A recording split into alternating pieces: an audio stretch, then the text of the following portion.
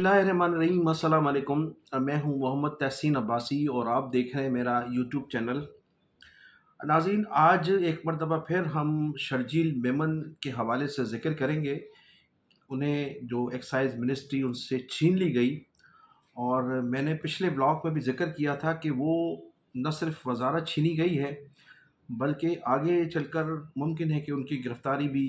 हो जाए, इसलिए कि जिस मुबैना तौर पर टीवी चैनल का ज़िक्र किया जा रहा है,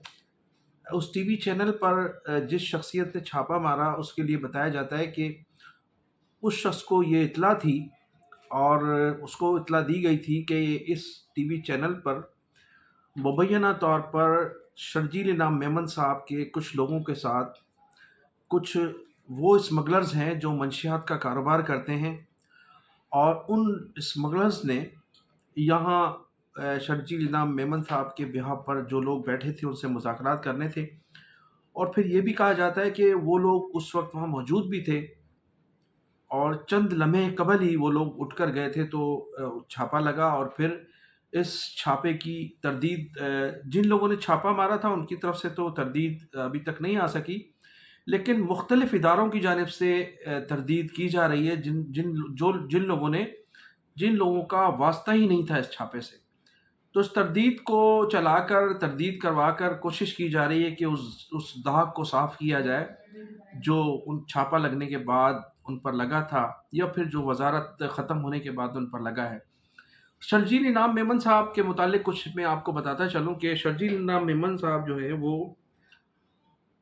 2007 में पाकिस्तान पीपल्स पार्टी में शामिल हुए थे, और अमीन फ़हीम साहब के बंगले पर ये मुल्की और गैर मुल्की मेहमानों के लिए और ख़ुसूसन सहाफ़ियों के लिए रंगीन महफ़िलों का इनेकाद किया करते थे। उनकी ये ज़िम्मेदारी हुआ करती थी। फिर अमीन फ़हीम साहब के बंगले से उनकी सियासत का आगाज़ होता है, और उन्हें 2008 के इंतख़ाबात में अमीन फ़हीम के बिहाफ़ पर सूबाई असम्बली का टिकट मिलता है। फिर उसके बाद जब अमीन फ़हीम साहब का ग्रुप मात खा जाता है पाकिस्तान पीपल्स पार्टी में, तो वो ज़ुल्फ़िकार मिर्ज़ा के करीब हो जाते हैं, और ज़ुल्फ़िकार मिर्ज़ा उन्हें मीडिया, बिलावल हाउस के मीडिया सेल में रखवाते हैं। फिर उसको वो इंचार्ज बनवा दिया जाता है, उस वक्त ये एमपीए थे। और उसके बाद जब ज़ुल्फ़िकार मिर्ज़ा साहब का थोड़ा-सा उरूज शुरू होता है सिंध गवर्नमेंट में, तो ज़ुल्फ़िकार मिर्ज़ा साहब उन्हें वज़ीर इत्तलात लगवा देते हैं। तो इस तरह से इनकी सियासत का आगाज़ हुआ था। एक मरतबा उन्होंने अमीन फ़हीम को छोड़ा था, फिर जब ज़ुल्फ़िकार मिर्ज़ा साहब के ताल्लुकात आसिफ़ ज़रदारी और पाकिस्तान पीपल्स पार्टी से ख़राब हुए, तो वो ज़ुल्फ़िकार मिर्ज़ा को भी छोड़ चुके थे। उसके बाद पे दर पे वज़ारतें उन्हें मिलती रहीं, और उनकी मुबैना तौर पर करप्शन जो थी वो रूज पर रही। और अब चूँकि उनके पास 3 वज़ारतें थीं और वो इस मरतबा चीफ़ मिनिस्टर के उम्मीदवार भी थे, तो इस वक्त उनकी जो रॉड थी, उनके गर्दन में जो रॉड थी, वो काफ़ी सख्त हो गई थी। और फिर वो दूसरे वज़रा को और ख़ास तौर पर वज़ीर आला को भी चैलेंज करते रहे थे। आखिर में उनका जो टकराव था, जहाँ से उनका उनका उनका उनका डाउनफॉल शुरू हुआ है, वो था वज़ीर दाखिला ज़िया लंजार। जब ज़िया लंजार से उनका टकराव हुआ, तो लाहमाला ज़िया लंजार जो हैं वो फ़रयाल तालपुर साहिबा के जो वो ख़ास आदमी हैं। फिर इनका डाउनफॉल शुरू हुआ, और बताया जाता है कि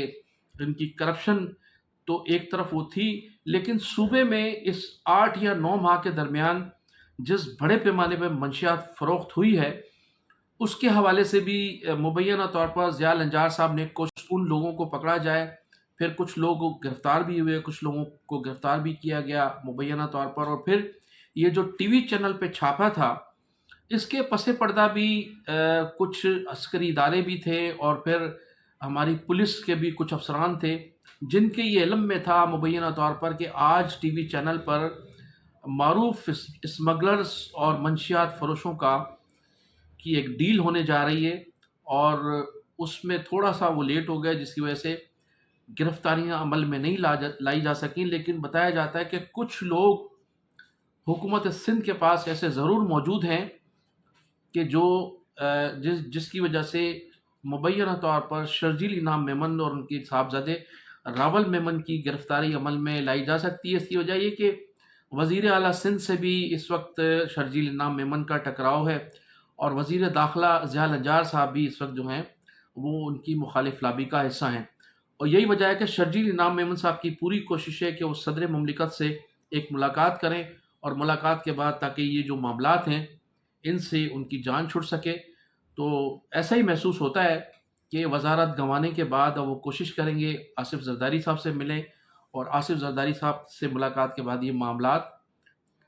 تمام جو ہیں یہ ختم ہو سکتے ہیں، اور ممکن ہے کہ اگر محترمہ فریال تالپور صاحبہ نے کوئی اسٹینڈ لیا